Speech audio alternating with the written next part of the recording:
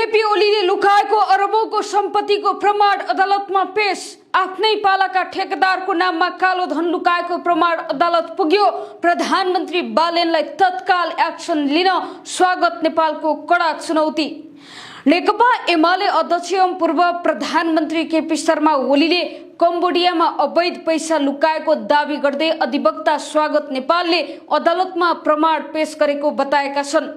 ओलीले आफ्नो कार्यकाल ठेक्का पट्टा लिने बिचौलिया र ठेकेदारको नाममा कम्बोडियामा पैसा राखेको आरोप लगाउँदै नेपालले यसको सम्पूर्ण प्रमाण आफूसँग सुरक्षित रहेको र अदालतमा बहस गर्ने मान्छे पनि आफै भनी दावी गरेका छन्।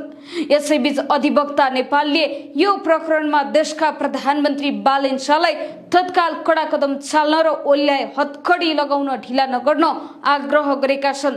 देशका ठूला नेताहरूमाथि भ्रष्टाचारको गम्भीर आरोप लाग्दा पनि राज्यका निकाय मौन बसेकाले अब प्रधानमन्त्री बालेन जस्तो निडर नेतृत्वले एक्सन लिनुपर्ने उनको तर्क छ।